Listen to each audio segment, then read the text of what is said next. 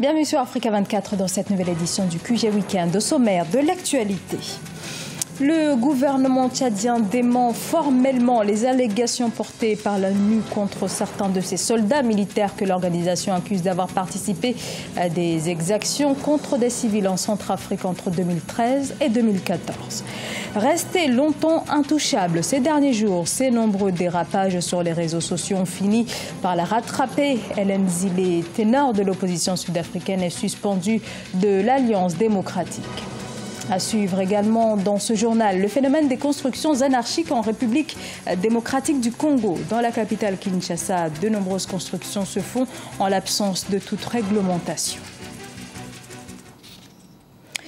Un rapport de l'ONU dresse un triste bilan des violences commises en Centrafrique. L'enquête des Nations Unies détaille 620 crimes perpétrés par des militaires entre 2003 et 2015 et les soldats tchadiens seraient impliqués dans des exactions contre des civils, des allégations aussitôt démenties par le gouvernement tchadien. Les précisions de Corinne Comdem. Les soldats tchadiens seraient mis en cause dans de nombreuses exactions commises en Centrafrique, selon un rapport publié le 30 mai par l'ONU. L'enquête des Nations Unies détaille 620 crimes commis par des militaires ou des groupes rebelles dans le pays entre 2003 et 2015. Une révélation qui n'épargne pas les militaires tchadiens, accusation que les autorités du pays réfutent. Pour nous, c'est une conspiration contre notre pays par rapport à ce que nous avons déployé comme effort pour la réussite de la stabilité et la paix, le retour de la paix dans ce pays frère qu'est la Centrafrique et qui nous est cher. En effet, les forces tchadiennes formaient le plus important contingent de la mission internationale de soutien à la Centrafrique sous conduite africaine de décembre 2013 à mi-avril 2014, date de leur retrait prématuré à la suite des accusations d'exaction. Un retrait que les autorités tchadiennes ont justifié par le souhait de préserver l'intégrité de leurs troupes qui étaient alors remises en cause. À la demande de la communauté internationale, nous avons retiré nos forces et nous avons automatiquement également, à titre de conservation et de préserver notre sécurité et la sécurité de nos ressortissants, et la plupart des retournés tchadiens de Centrafrique, des milliers qui sont revenus et qui avaient connu des massacres très graves, des violations systématiques de graves, par le simple fait qu'ils soient identifiés tchadiens et consacrés et considérés comme les auteurs des graves crimes en République de Centrafrique. Nous avons fermé les frontières, retiré nos troupes. Le ministre de la Justice tchadien, Ahmad Mahamat Hassan, dans une lettre datée du 24 mai adressée au haut-commissaire des Nations Unies aux droits de l'homme, a fait état de la position du gouvernement tchadien concernant ce rapport qui, selon lui, n'est pas valide en l'absence de preuves.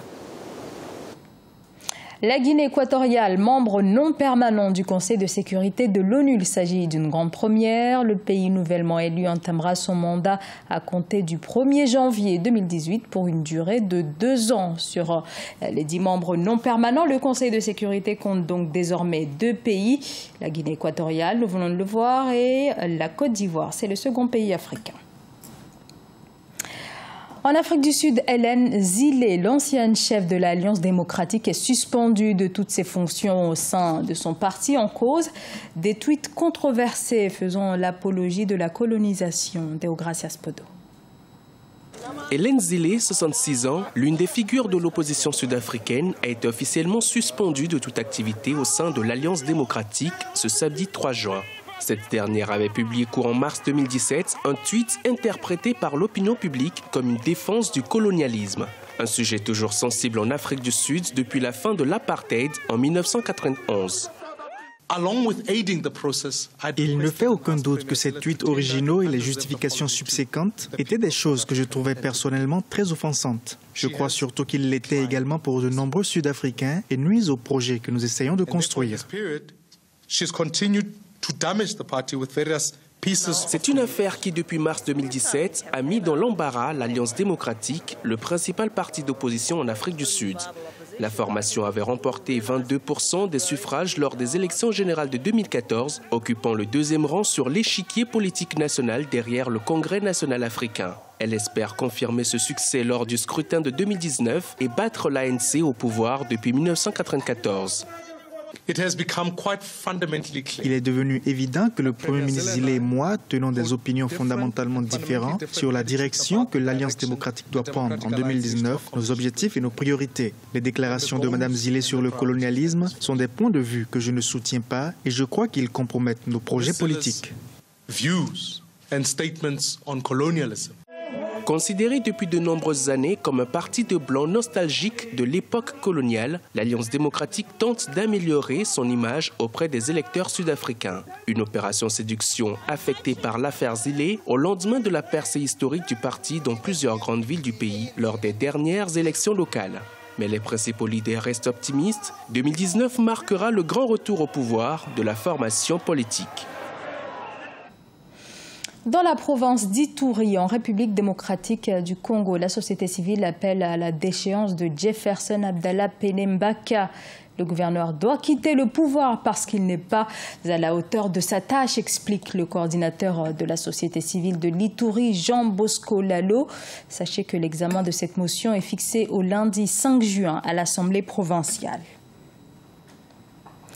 La République démocratique du Congo fait face aux constructions anarchiques. C'est le cas notamment à Kinshasa où des milliers de maisons sont à la marge des normes d'urbanisme. Et malgré les appels des autorités, les constructions continuent de pousser à un rythme effréné. Reportage Jacques Amboka.